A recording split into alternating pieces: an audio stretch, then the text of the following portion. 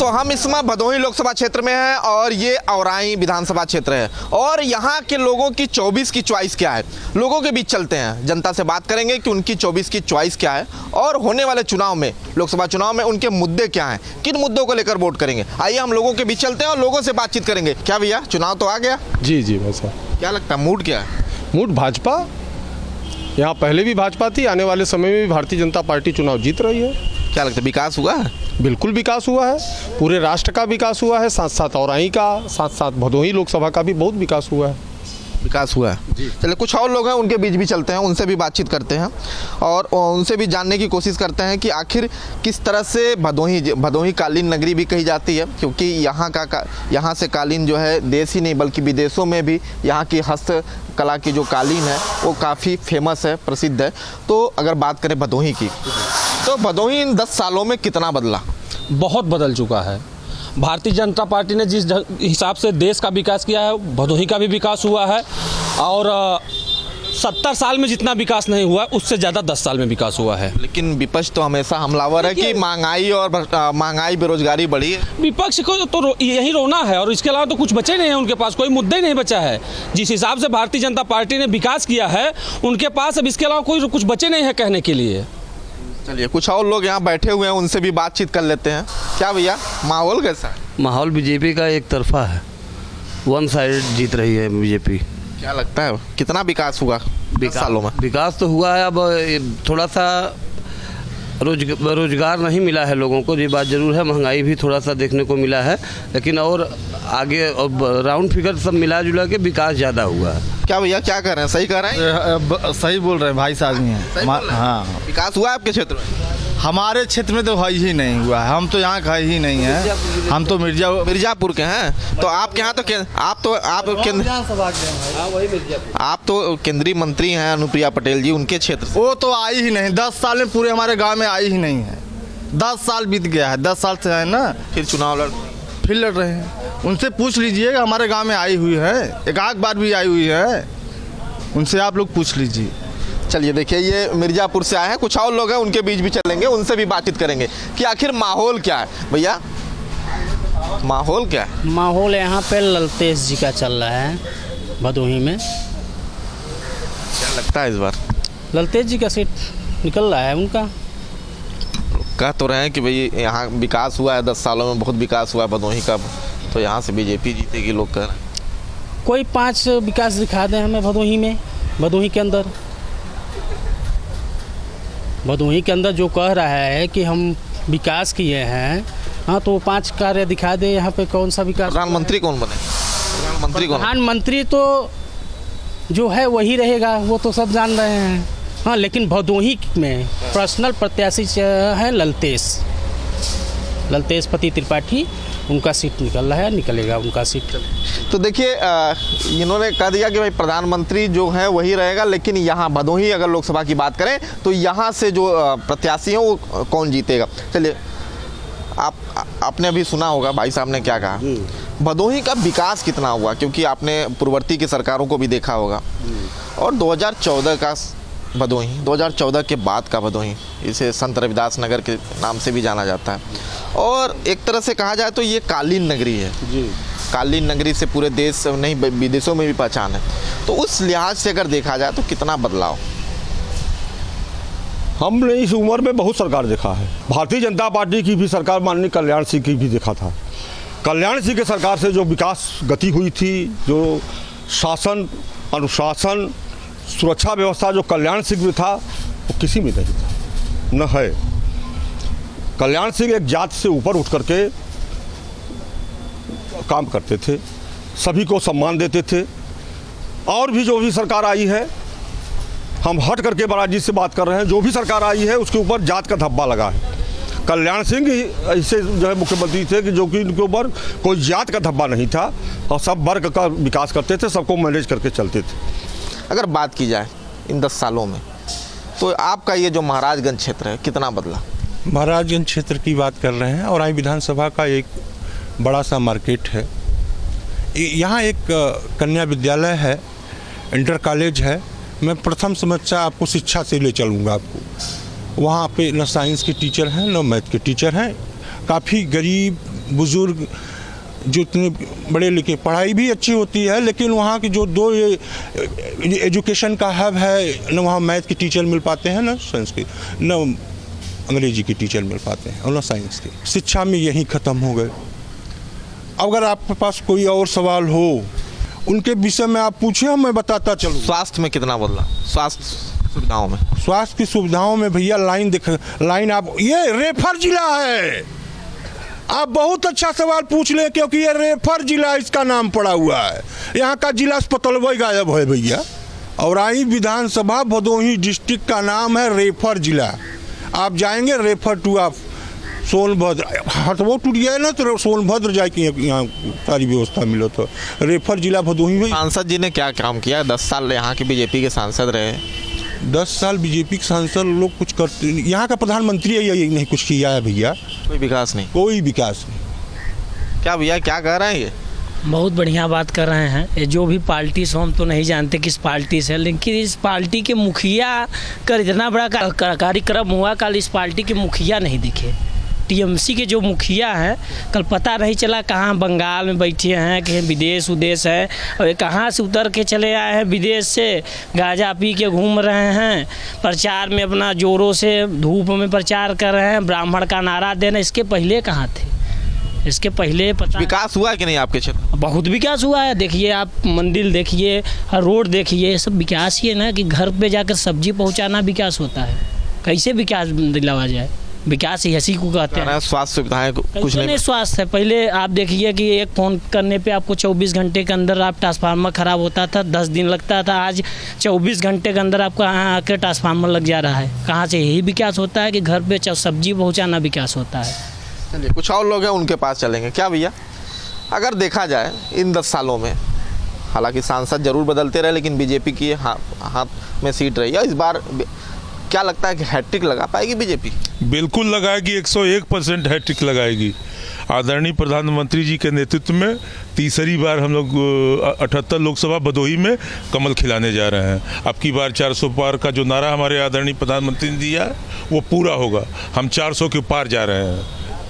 चलिए कुछ और लोग हैं उनके बीच में। क्या भैया क्या कर रहे हैं? बहुत विकास हुआ है, बहुत बदलाव हुआ है। सही है, विकास हुआ है भदोही में। 4 पंक्तियां पढ़ना चाहूँगा इंडी गठबंधन के लिए कि झूठ की दुकान सजाए बैठे हैं, आपसी झगड़े भुलाए बैठे हैं। हटे मोदी तो फिर लूट खाएं देश को, सारे चोर यही उम्मीद लगाए बैठे हैं। इसमें कहने का मतलब सीधे सीधे ये है कि 2014 के पहले हम हमेशा कहा करते थे कि सारी गठबंधन की पार्टियां एक हैं। गाजीपुर से गाजियाबाद तक, लखनऊ में सरकार अलग, दिल्ली में जाकर के समर्थन अलग, सारी चीज़ें हुआ करती थी। आपको खूब याद होगा।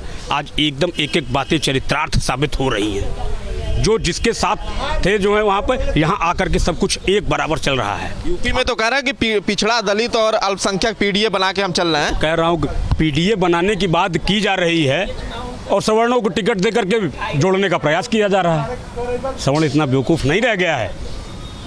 हमारे भदोही लोकसभा से ही हैं मित्र हमारे, लेकिन प्रत्याशी हैं इंडी गठबंधन के। लेकिन मैं एक तरह से ये नारा दे रहा है। दूसरी बात, और सवर्ण राष्ट्रवादी होता है, पूरे समाज का इंजन होता है और सबको जोड़ करके चलता है, हिंदू धर्म का इंजन होता है। भटकाने की जरूरत नहीं है। बहुत कुछ विकास की हैट्रिक लगेगी इस बार।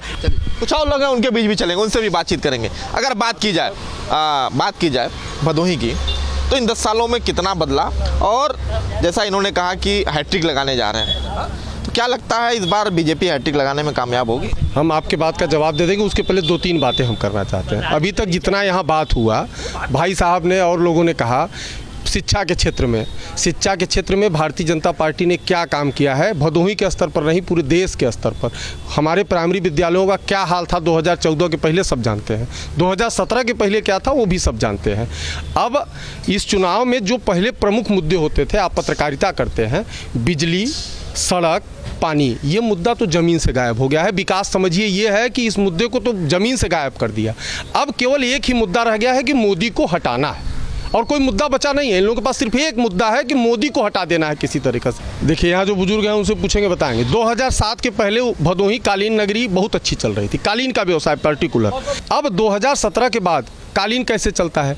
कोई ऐसा थोड़ी कि कोई पार्टी कांधे पे लाद के उसको बेचने जाती है। पहले प्रोडक्शन होता है, उसके लिए बिजली चाहिए। इन सरकारों ने बिजली की व्यवस्था पूरे उत्तर प्रदेश में जो थी वही यहाँ भी थी। बिजली दे नहीं रहे थे आप, बिजली नहीं दे रहे हैं तो फिर कालीन का उत्पादन कैसे होगा? तो 2007 से 2017 तक कालीन को डाउन टू अर्थ ला दिया गया। 2022 के बाद जब भाजपा की सरकार बनी, मोदी जी ने 1 डिस्ट्रिक्ट 1 प्रोडक्ट में भदोही का कालीन लिया। आज कालीन का व्यवसाय धीमे धीमे ऊपर जा रहा है। जैसे शेयर मार्केट अचानक गिर गया तो अचानक नहीं उठ जाता है। धीमे धीमे बिजली की व्यवस्था देकर, सब्सिडी देकर, तमाम व्यवस्थाएं देकर उसको धीमे धीमे ऊपर बढ़ाया जा रहा है। चलिए तो देखिए ये भदोही लोकसभा की औराई की जनता है और उनकी सोच क्या है, हम लोगों से बातचीत की और उनसे जाने। अब आपको हम अन्य क्षेत्रों में लेकर चलेंगे और वहाँ की लोगों की चॉइस जानेंगे कि आखिर 2024 में उनकी चॉइस क्या है, क्योंकि लोकसभा चुनाव में किन मुद्दों को लेकर वोट करेंगे। आइए आपको लेकर चलते हैं और अन्य क्षेत्रों में और वहाँ के लोगों से बातचीत करेंगे और जानेंगे कि उनके मुद्दे क्या हैं।